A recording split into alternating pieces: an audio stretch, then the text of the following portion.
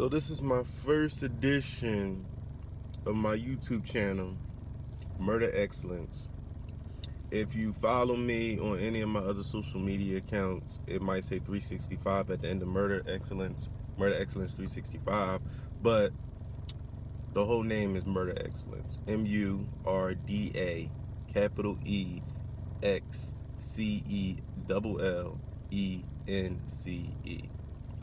But anyway, I'm an Eagles fan, I'm a Sixers fan, I'm a Flyers fan from a distance because I'm still trying to learn the game. Gonna be completely honest, I do not know hockey as much as I would like to personally learn it. Any people that subscribe to my channel that want to comment and let me know anything about hockey that might be useful for me to learn, you know what I'm saying?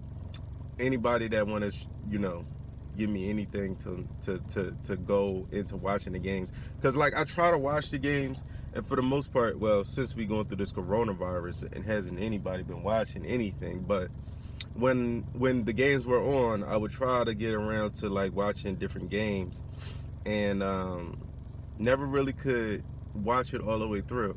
To be honest, I can't even watch a basketball game or a football game all the way through unless it's like a Super Bowl or a playoff game. Now, it's not because I don't want to, it's because like there's a lot of things that come in between the middle of a game, and once I get my attention on something, it's like really hard to get back seated and watching a game, miss so much of it. Sometimes it takes the enjoyment of watching the game out. But the whole thing is, the Eagles are going through a peculiar time right now, very strange, and the draft is coming up soon. Training camp, OTAs, all that stuff normally is around this time, coming up soon. And for the Eagles in their division, the NFC East, I'm confident that they won't need to have all that, seeing how everybody else doesn't have it either. So it's not like we're the only team that doesn't have it. It's other teams that don't have the OTAs and training camp and all that other stuff. But what I do feel like we do have is structure. We have everything in place so that when everything does pick back up, it picks back up very smoothly. And I mean that in the case like, with losing Malcolm Jenkins, you didn't bring in Earl Thomas or somebody in free agency. All you did was take Jalen Mills and move him to safety. And to be honest, the beauty of the way the defense is already kind of built, say Jalen Mills isn't really ready for it at the beginning of the season because of not having training camp and OTAs. The best part is that you still got Rodney McLeod there, and he can slide into place. I think Avonte Maddox played a little safety, but you have other players that can come in and play safety for the Eagles. And then when you think about losing, what's the linebacker that we just lost? Nigel Bradham. I was kind of like, didn't want to, but, linebackers grow on trees. And the best ones don't grow on trees, but ones like Nigel, they do. So, I mean, you got downhill running linebackers that can play in coverage. Pretty much all the linebackers coming into the draft this year, first, second, third round, can pretty much do what Nigel did in the system that we have, because the defensive line in Jim Schwartz's system controls most of everything. It's not the D-backs, it's not the defensive end. It's not the defensive it's not the defensive backs, it's not the safeties, it's not the linebackers. It's defensive line, the defensive ends, and the defensive tackles. They control how the game will be played. If the defensive line can dominate consistently, then the rest of the defense is going to look very good, which is why the Eagles went out and got Darius Slay, which is another piece that has more pro than con being brought in, during free agency this past off season. So what I'm saying is, you bring in Darius Slay. He's already been in the system before. He knows Jim Schwartz. He played we all play in the NFC. So when you play the Lions, other teams have to, watch somewhat what you're doing. But nonetheless, just the strength that he has, some familiarity, it should come back to him. Jim Schwartz's team hasn't really changed, and the beauty of it, when Jim Schwartz was with the Lions, the defensive line looked quite like it did now for the Eagles. You know, you had Ndamukong Suh, you had Nick Fairley, you had what's the guy name? Ziggy Ansah. So you had a strong defensive line. Even the linebackers during Jim Schwartz's time was pretty good. I'll never forget Levi, Tulloch. It was a few of them. You know what I'm saying? So what I'm saying is now, what you do is you take those same players, you take that same idea or the same scheme, and you pretty much familiar with it. So when he comes and plays with the Eagles for the first time, this city will surely embrace him, because we love our defense. We love our offense as well, but we love our defense. You know what I'm saying? And we love a defense that plays hard. You know what I mean? So it'll definitely be something that bodes well for us, having signed somebody that's familiar with the system and isn't just somebody that, you know, you could say can fit in. Now, the only concern will be Javon Hargrave. But the beauty in his signing is that the defense that Jim Schwartz runs is like, get up the field. There is no zoning. There is no watching. There is no staying in no particular spots. So you can attack any gap you want to. You know, you're really just applying pressure and trying to get to the quarterback, get upfield, and whether it's you know, whether it's those crossing routes. I can't even really remember the not crossing routes, but those plays where the defensive end and the defensive tackle switch spots. Plays like that, I mean, those might be the most difficult part of Hargrave coming into the system. But for the most part, what he's able to do naturally, what he was able to do with the Pittsburgh Steelers will work well with what we're trying to do here in Philadelphia. So now when you look at the defensive line, you got Barnett, Cox, Graham, you got Hargrave, you got Ridgeway, Hester, Trevon Hester. You got some pieces. Deshaun Hall. What's the other defensive end? Not Stephen Means. But we have a good group. You know what I'm saying? So I feel confident that the defensive line, if nothing else, looks exactly like what we wanted to. And this is mind you, this video is all before the draft, people. So we might come out the draft with another defensive end or another defensive tackle. Late round, early rounds, I wouldn't even care. People are so consumed saying the Eagles need to draft a wide receiver in the first round, and I do get it. And to be honest, this would be the perfect year to do that. You know, if I'm going to be completely honest, even though I don't really care what they take, long as it's a great pick. Because I hate like when people say, oh, take a wide receiver. And then you've seen years ago where Corey Davis and a couple other guys go in the first 10 picks or something like that. So now what you're left with at 21 is like nothing. And then, you know, if you were going to trade up, say you were going to trade up, if like 3 receivers get drafted in the 10, you know, what you're left with, because you're not really able to move up anywhere into the 10s, you normally having to give up players off your team that many of the fans and for most times the players on the team didn't even know were going to be traded.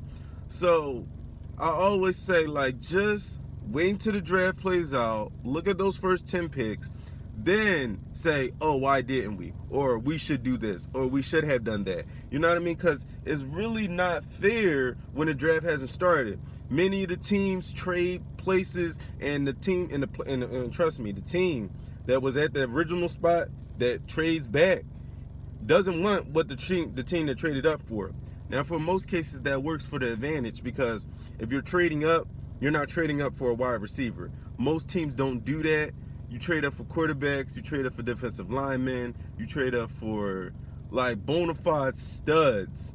And I'm not saying that none of these wide receivers are that, but you don't win Super Bowls, or you don't win a Super Bowl just because you had one receiver that developed into the greatest receiver of all time. Like, that's not literally how it happens. And if you're trying to become a dominant team that heightens its chances of going to the Super Bowl, a wide receiver might be your need, but is not a guaranteed way to ensure that your team wins. It might benefit your quarterback, but in my eyes, there's other ways to make the quarterback even better. See, I heard a guy call into 97.5 and he kept saying, man, I don't want to see the Eagles take a tight end. I mean, he didn't say he didn't want to see them take a tight end, but he said, why would the Eagles run a 13-man personnel, which is a 2 tight end set, or a 13-man personnel? 12 and 13. 12 and 13 is 2 tight ends or 3 tight ends. But the thing is, it's not about that. Like, it's about exploiting the mismatches that you have on your team. And I'm not saying that you couldn't draft a wide receiver and expand those areas, but people keep forgetting we got Deshaun Jackson coming back. We got Alshon Jeffrey coming back. Now, I get it. Both of those players have great injury histories. So it's not like you're saying, oh yeah, wait until Alshon Jeffrey comes back. Wait until Deshaun Jackson's come back. They'll both play every game this season, but they probably won't. They'll probably miss at least one game together.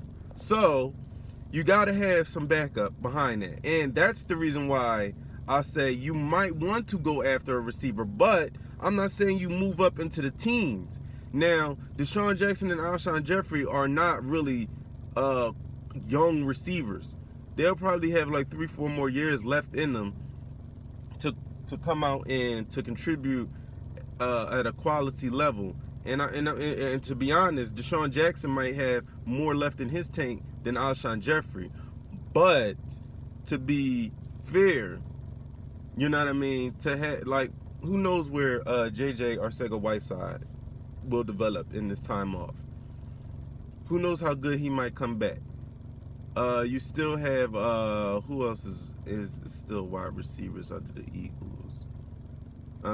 Greg Ward might take another leap ahead because him and Carson have quarterback backgrounds, but he's now a wide receiver, Greg Ward, and he could take huge steps in this next season. You can watch your tape, Greg Ward, and say, dang, I didn't really know how to run this route.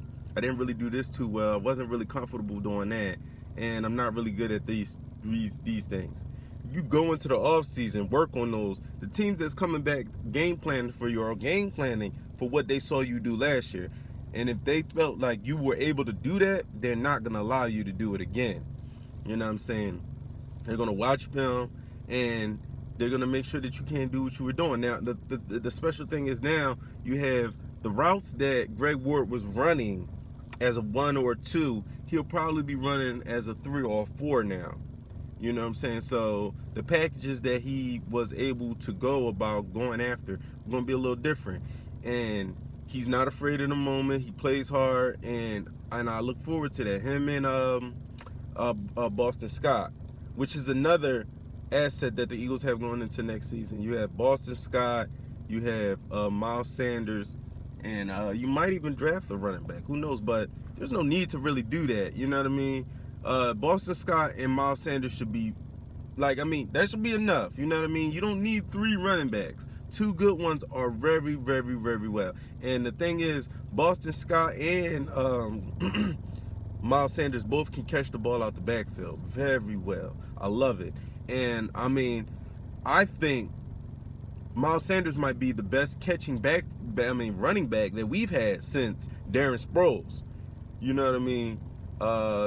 If we've had anyone better than that, it might be Corey Clement, but he's not better. He might be a little bit in the ballpark, but I really put Miles Sanders' hands way above Corey Clement's in the Super Bowl. Even though it was a big moment and everything, it's just the fact that Miles Sanders catches the ball so naturally and smoothly. It's not like it's no overthinking it or focusing so hard on it to make sure that he secures the grab. It's just all natural. It's just like doing anything else, like brushing his hair or brushing his teeth. He just does it. You know what I mean? And I like that. when I'm watching film, I don't want to see, like, mind you, they're playing with helmets on. But if any position I'm watching, I don't want to see you doing what you do in like hard sweat. Like, especially if I'm watching you from college. But if you've been in the NFL for at least 4 or 5 years, I expect the same thing that I'm watching in college.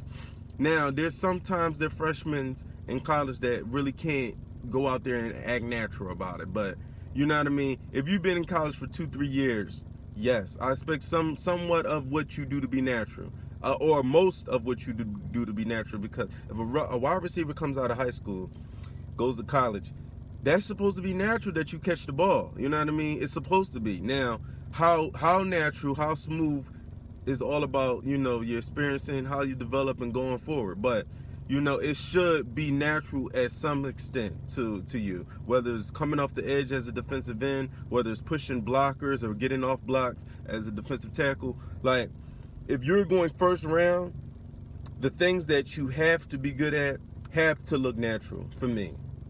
If you are a defensive end or a defensive tackle, I expect that getting off blocks and getting around the edge should look natural. It shouldn't look like you've been just, you know, given a 6'6", 280 or 6'4", 280 body, and you can just run around people and push them.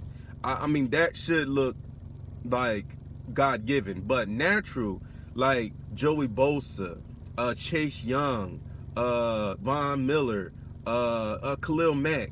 These guys get sacks, and they're looking like I mean, Aaron Donald. If you're going in the first round, I want to see natural.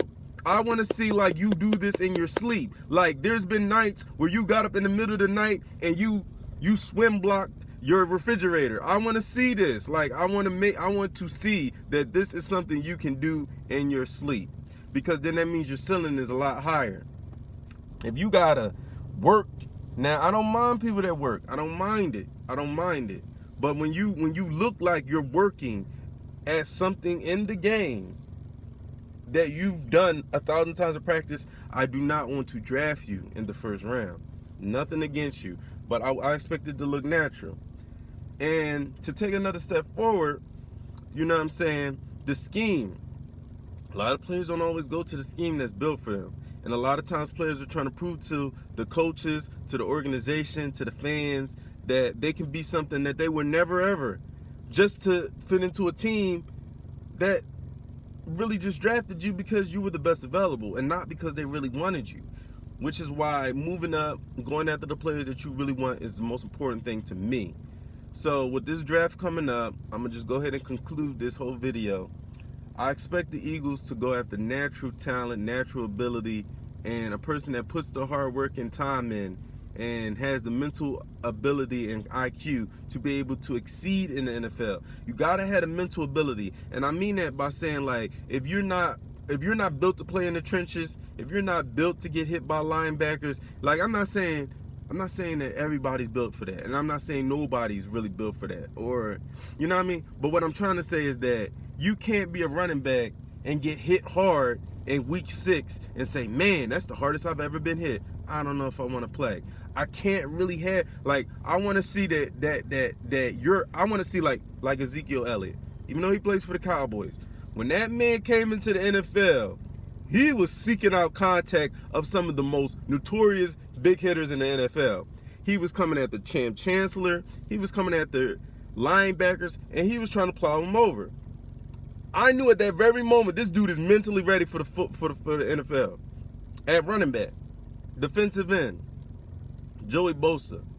Remember, I was watching NFL Network, and they was San Francisco 49er players was commenting on Joey Bosa playing, and they kept telling everyone, you know, Joey Bosa is just natural. Like, his technique, his hand speed, all of that is just off the charts.